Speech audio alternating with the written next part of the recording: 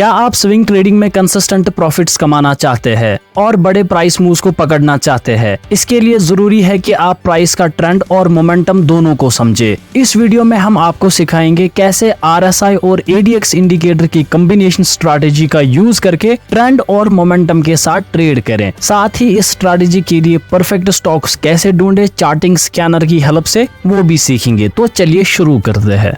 Swing trading में RSI plus ADX strategy को use करने के लिए सबसे पहले आपको अपने चार्ट पर RSI और ADX इंडिकेटर को लगाना होगा। उसके लिए आपको ट्रेडिंग व्यू के इंडिकेटर सेक्शन में आना है और यहाँ पर आपको लिखना है RSI और यहाँ पर जो आ रहा है रिलेटिव स्ट्रेंथ इंडेक्स, आपको इस पे क्लिक करना है और दोबारा से आपको इसी इंडिकेटर सेक्शन में आना है और यहाँ पर आपको लिखना है ADX और यहाँ पर जो दिख रहा है एवरेज डायरेक्शनल इंडेक्स, आपको इस पे क्लिक करना है। तो सबसे पहले हम RSI की सेटिंग्स देखेंगे। तो इनपुट्स में आपको RSI लेंथ 14 ही रखनी है और उसके बाद आपको किसी भी सेक्शन के साथ यहाँ नहीं छेड़ना है और उसके बाद हम स्टाइल्स में आएंगे। स्टाइल्स में आप RSI की लाइन पे क्लिक करोगे और यहाँ पर आप अपने हिसाब से कलर चूज कर सकते हो। मैंने यहाँ पर पर्पल कलर रखा है, तो आप कोई भी रख सकते हो और इस लाइन की थिकनेस आप यहाँ पर इंक्रीज कर सकते हैं। मैंने लेवल 2 पे रखी है और उसके बाद आपको सीधे ही नीचे आना है। यहाँ पर लिखा है RSI अपर बैंड, इसको आपको 70 के बजाय 60 पे रखना है। मिडिल बैंड को आपको 50 पे ही रखना है और इसका जो लोअर बैंड है आपको इसको 30 के बजाय 40 पे रखना है और यहाँ पर सेव एज डिफॉल्ट पे क्लिक करना है और ओके करना है। और इसके बाद हम आएंगे ADX की सेटिंग्स में।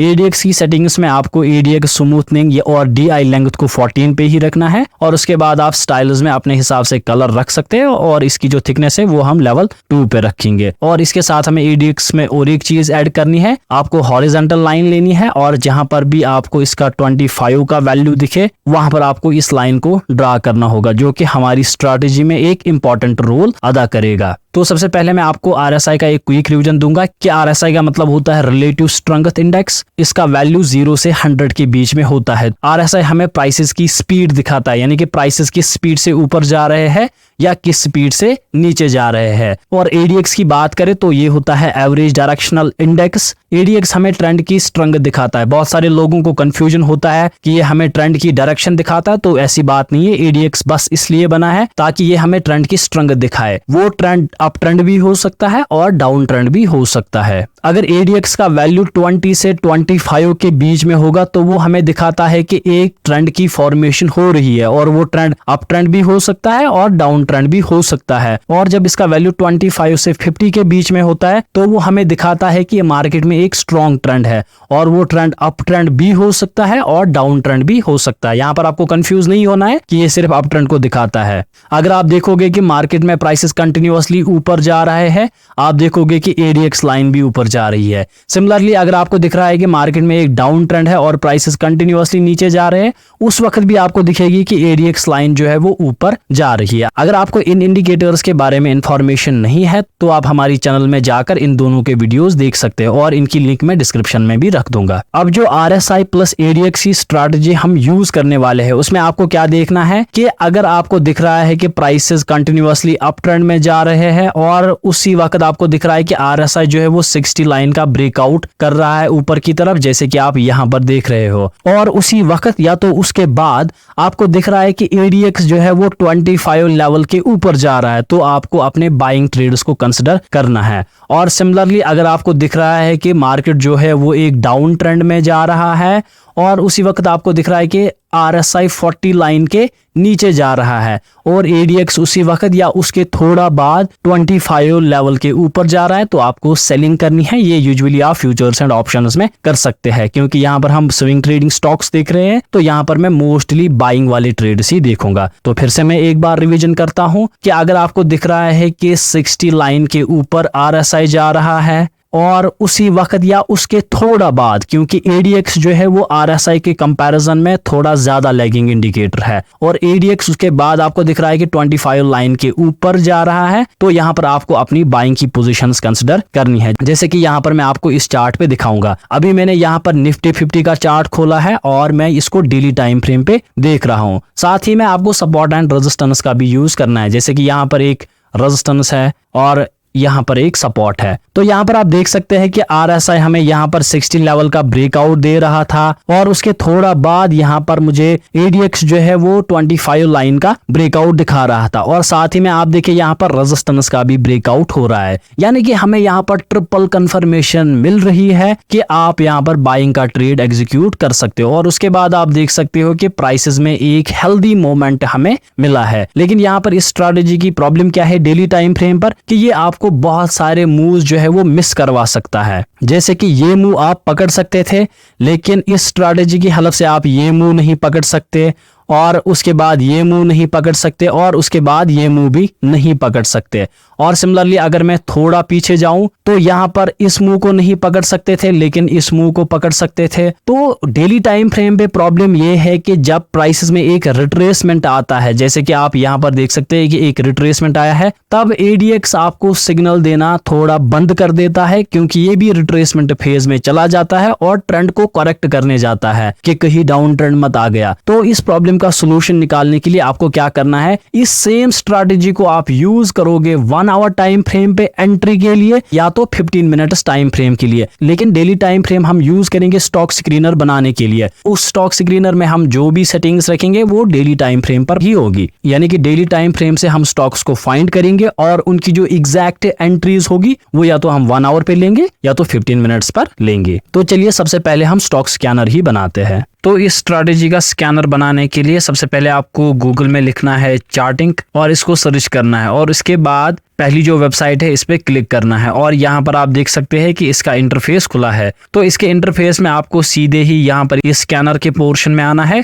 यहाँ पर आपको नीचे बहुत सारे स्कैनर्स दिख जाएंगे, आप इनमें से भी कोई यूज कर सकते हो, लेकिन यहाँ पर हम अपना कस्टम मेड स्कैनर बनाएंगे। तो आपको यहाँ पर इस क्रिएट स्कैन पे क्लिक करना है और यहाँ पर ऐसा कुछ इंटरफेस आपके सामने खुल जाएगा। तो यहाँ पर लिखा है स्टॉक पासेस ऑल, इसका मतलब होगा कि जो भी मैं कंडीशन दूंगा वो ये स्टॉक पास करना चाहिए। आप इसका उल्टा भी कर सकते हो, यहाँ पर आप पास की जगह फेल लिख सकते हो, ऑल की जगह आप अनी भी लिख सकते हो, लेकिन फिलहाल के लिए आपको सिर्फ पासेस ऑल लिखना है। और उसके बाद आप यहाँ पर देख सकते हो यहाँ पर लिखा है कैश सेगमेंट, तो आप इस कैश पे भी क्लिक कर सकते हो और यहाँ पर आपको डिफरेंट ऑप्शंस मिल जाएंगे। कैश का मतलब होता है वो सारे स्टॉक्स जो कि हमारे इंडियन स्टॉक मार्केट में प्रेजेंट है, और इसके बाद बैंक निफ्टी का मतलब होगा कि ये वही स्टॉक्स ढूंढ के देगा जो बैंक निफ्टी के अंदर आएंगे। इसी तरह से मिड कैप 50 का मतलब होगा कि ये मिड कैप के स्टॉक्स ढूंढ के देगा। निफ्टी 50 का मतलब होगा कि ये निफ्टी 50 के अंडर के स्टॉक्स देगा जिन पे हमारी कंडीशन फॉलो हो रही है। फिलहाल के लिए आपको कैश पे ही रखना है। तो सबसे पहले आपको इस प्लस के आइकन पे क्लिक करना है और यहाँ पर आपको सबसे पहले लिखना है क्लोज, क्योंकि सबसे पहले हम अपने स्टॉक का प्राइस ही सिलेक्ट करेंगे। उसके बाद आपको ऑपरेशंस में लिखना है लेस देन और इनपुट्स में आपको नंबर रखना है और यहाँ पर इस नंबर में आपको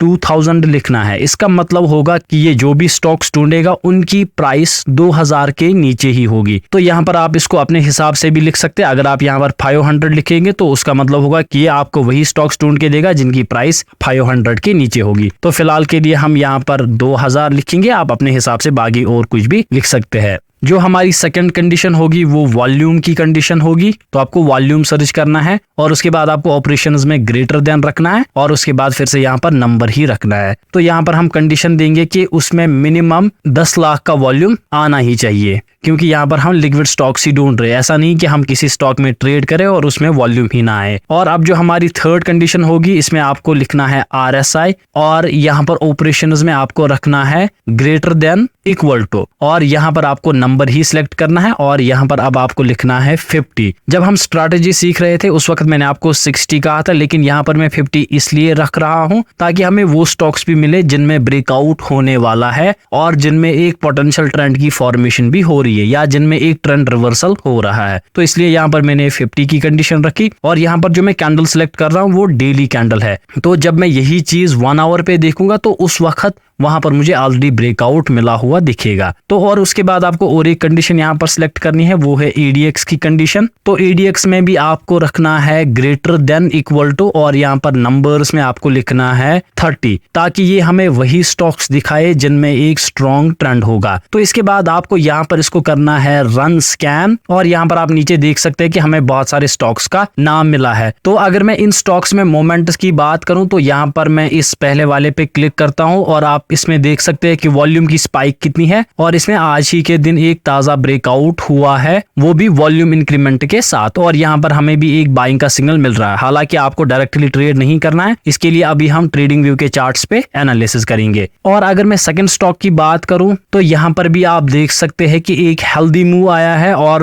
अच्छा खासा वॉल्यूम का भी इंक्रीमेंट है और यहाँ पर भी हमें एक पोटेंशियल अपॉर्चुनिटी मिल सकती है। अगर मैं थर्ड स्टॉक की बात करूं तो यहाँ पर भी आप देख सकते हैं कि वॉल्यूम के साथ एक स्ट्रॉन्ग ब्रेकआउट हमें मिला है और यहाँ पर भी हमें पोटेंशियल बाइंग की एंट्रीज मिल सकती है। इस स्टॉक का अभी प्राइस जो है वो 51 चल रहा है। और इसी तरीके से मैं अगर रैंडमली किसी भी स्टॉक पे क्लिक करूं तो यहाँ पर आप देख सकते हैं कि हमें एक अच्छे खासे हेल्दी स्टॉक्स मिल रहे हैं। लेकिन यहाँ पर मैं आपको एक ट्रिक बताता हूँ कि यहाँ पर अभी जो टॉप पे मुझे स्टॉक्स मिल रहे हैं इनमें पहले ही बहुत बड़ा मोमेंट आया है, तो आप डायरेक्टली तो नहीं घुस सकते, आपको थोड़ा बहुत रिट्रेसमेंट का वेट करना होगा, या आप अगर घुसोगे भी तो आपका स्टॉप लॉस जो है वो बड़ा बन जाएगा। और अगर आप यहाँ पर ऊपर चेंज पे क्लिक करोगे तो यहाँ पर अब आपको वो स्टॉक्स भी दिखेंगे जिनमें गिरावट आई है, यानी कि अप ट्रेंड चल रहा है या एक ट्रेंड रिवर्सल हो रहा है और उसमें हमें एक पुल बैक मिल रहा है। तो ये भी एक पोटेंशियल अपॉर्चुनिटी होती है। जैसे कि अगर मैं पहले स्टॉक पे यहाँ पर क्लिक करूं तो यहाँ पर आप देख सकते हैं कि इस लेवल का ब्रेकआउट हुआ था और वो ब्रेकआउट अभी जो है वो थोड़ा बहुत फेल हुआ है और आज के दिन सेलिंग आई है। लेकिन अगर मैं इस सेलिंग में देखूं, वॉल्यूम बाइंग के कंपैरिजन में यहाँ पर बहुत ज्यादा कम है,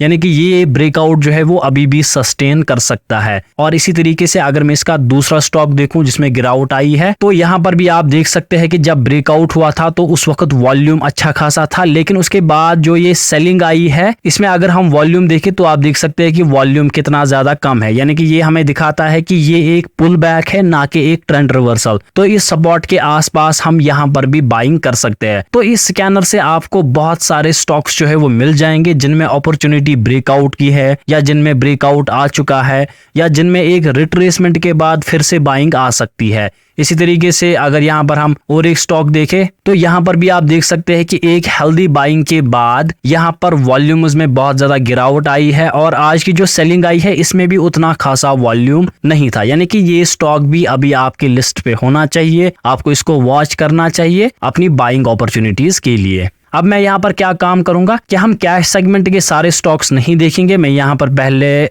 निफ्टी 100 में आऊंगा और यहाँ पर मैं देखूंगा कि कौन से स्टॉक्स मुझे दिख रहे हैं। तो यहाँ पर ये कुछ स्टॉक्स का लिस्ट है जिनमें आप अपनी एनालिसिस कर सकते हैं, जैसे कि आईटीसी लिमिटेड, तो आप इसे देख सकते हैं। यहाँ पर ज्यादा नजर जो आपको रखनी पड़ेगी, जो कि मेरी थोड़ी बहुत सजेशन रहेगी, वो होगी सन फार्मास्यूटिकल्स, क्योंकि ये स्टॉक जो है वो कंटिन्यूअसली एक पॉजिटिव अप ट्रेंड में है और अगर आपको इसमें थोड़ी बहुत भी करेक्शन दिखे इस लेवल तक तो आप इसको लॉन्ग टर्म के लिए भी ले सकते हैं। यहाँ पर मैं कोई एडवाइस नहीं दे रहा हूँ बाइंग एंड सेलिंग की, जस्ट एक ओपिनियन है। आप इन स्टॉक्स पे अपनी एनालिसिस कर सकते हैं। इसके बाद यहाँ पर आप बर्जर पेंट्स भी देख सकते हैं कि बर्जर पेंट्स में भी हमें एक हेल्दी ट्रेंड यहाँ पर दिख रहा है कि प्राइसेस जो है वो कंटिन्यूअसली ऊपर की ही डायरेक्शन में जा रहे हैं। यहाँ पर कंटिन्यूअसली हायर लोज की क्रिएशन हो रही है। तो अब हम कुछ स्टॉक्स की एनालिसिस करेंगे यहाँ पर। उसके लिए सबसे पहले हम मिड कैप 50 में जाएंगे और यहाँ पर मैं रन स्कैन करूंगा। तो यहाँ पर आप देख रहे हैं कि कुछ स्टॉक्स हमें दिख रहे हैं। तो सबसे पहले यहाँ पर मैं इस हिंदुस्तान पेट्रोलियम कॉर्पोरेशन लिमिटेड का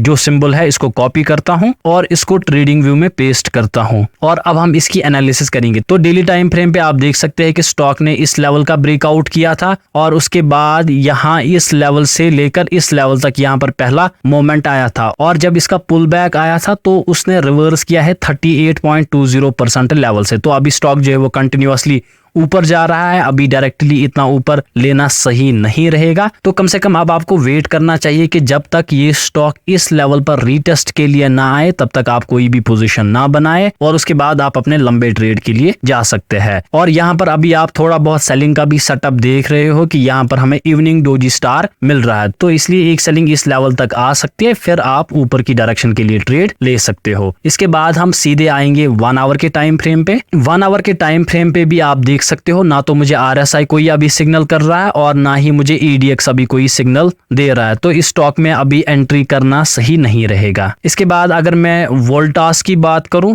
तो इसको भी हम यहाँ पर पेस्ट करेंगे और इसकी भी एनालिसिस करेंगे। तो सबसे पहले हम एनालिसिस करते हैं 1 डे के टाइम फ्रेम पे और 1 डे पे आप देख सकते हो कि स्टॉक ने अच्छा खासा ब्रेकआउट इस लेवल का दिया है और अभी स्टॉक जो है वो कंटिन्यूअसली ऊपर जा रहा है। तो यहाँ पर भी सिंपल सी बात है, थोड़ा बहुत रिट्रेसमेंट का वेट करना चाहिए आपको, फिर आप ऊपर की लेवल्स के लिए जा सकते हो। अभी यहाँ पर ADX और RSI जो है ये आपको बहुत बाइंग सिग्नल दे रहे हैं, लेकिन जैसे कि मैंने आपको ऑलरेडी समझाया है, एंट्री के लिए हम 1 आवर टाइम फ्रेम या 15 मिनट्स टाइम फ्रेम यूज करते हैं। तो यहाँ पर आप देख सकते हो अभी RSI कोई सिग्नल नहीं दे रहा है और सिमिलरली जो ADX है वो अभी 18 पे है, तो यहाँ पर भी अभी आपको कोई सिग्नल नहीं मिल रहा है, यानी कि ट्रेंड की फॉर्मेशन हो रही है लेकिन अभी कंटिन्यूएशन नहीं हो रही है। तो सिंपल सी बात है, यहाँ पर भी एक पुल बैक चल रहा है, जब तक ना इस पुल बैक के बाद कंटिन्यूएशन हो जाए तब तक आपको एंटर नहीं करना चाहिए। तो यहाँ पर आप में से बहुत लोग सोच रहे होंगे सर आप स्टॉक्स नहीं दे रहे, आप सिर्फ ये बोल रहे हो कि यहाँ पर वेट करना है, यहाँ पर आपको ट्रेंड की फॉर्मेशन देखनी है। तो देखो सिंपल सी बात है, हमारे मार्केट में 90% लोग जो है वो लॉस करते हैं। वो इसलिए करते हैं क्योंकि लोग जो है वो इम्पेशेंट होते हैं, जब तक ना सेटअप बने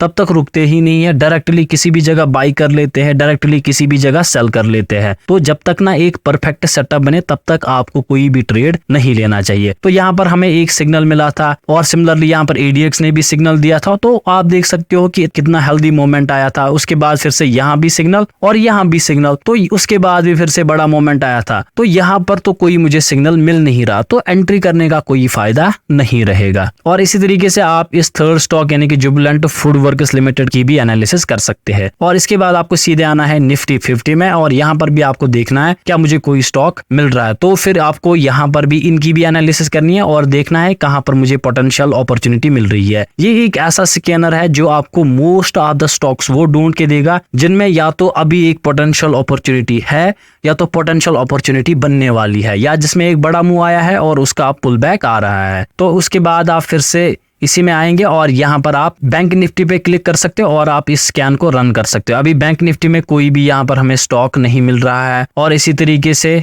आप फ्यूचर्स के स्टॉक्स में भी इसको स्कैन कर सकते हो। और इन स्टॉक्स में हम इस पहले स्टॉक की एनालिसिस करेंगे जिसका नाम है बलरामपुर चीनी मिल्स LTD। तो इसका मैं सिंबल यहाँ से कॉपी करूंगा और इसको ट्रेडिंग व्यू में पेस्ट करूंगा। तो यहाँ पर भी आप देख सकते हैं कि इस स्टॉक ने अपने हाईज का ब्रेकआउट दिया है और यहाँ नीचे से अभी कंटिन्यूअसली प्राइसेस जो है वो ऊपर की डायरेक्शन में जा रहे हैं। तो सिंपल सी बात है, यहाँ तक प्राइसेस के आने के चांसेस जो है वो बहुत ज्यादा रहेंगे और उसके बाद प्राइसेस कंटिन्यू फिर से अपनी ओरिजिनल डायरेक्शन में कर सकते हैं। तो यहाँ पर ADX भी पॉजिटिव है और यहाँ पर RSI भी देख सकते हो कि ये 60 लेवल पे फिर से आ गया है और यहाँ से ये एक बाउंस बैक दे सकता है। और अगर हम इसकी एनालिसिस 1 आवर टाइम फ्रेम पे करें और 1 आवर पे भी आप देख सकते हैं कि स्टॉक जो है वो पहले ही बहुत ज्यादा भागा हुआ है, तो एक पुल बैक का भी यहाँ पर आपको वेट करना है। 1 आवर पे यहाँ पर आप देख सकते हैं कि ना तो आपको कोई ADX सिग्नल दे रहा है और सिमिलरली ना तो आपको यहाँ पर RSI कोई सिग्नल दे रहा है। तो सिंपल सी बात है, जब तक ना इस सेटअप की वजह से आपको कोई एंट्री मिले आपको तब तक ट्रेड नहीं करना है। और जब एक बार आपका यहाँ पर ट्रेड बनेगा तो सिंपली आपको याद रखना है मिनिमम आपको 1:2 रिवार्ड रेशियो वाले ट्रेड्स करने हैं या 1:3 रिवार्ड रेशियो वाले ट्रेड्स करने हैं और मैक्सिमम आप 1:5 तक भी जा सकते हैं। तो बस इतना ही था आज के वीडियो में। मैं उम्मीद करता हूँ कि आपको ये वीडियो पसंद आया होगा। So make sure to like, share and subscribe. आप मुझे इंस्टाग्राम और टेलीग्राम पर भी फॉलो कर सकते हैं, उनकी लिंक डिस्क्रिप्शन में होगी। साथ ही आप हमारा advance price action course check कर सकते हैं, वहां पर आप फैजान 15 कूपन कोड यूज कर सकते हैं तो आपको 15% का डिस्काउंट मिलेगा।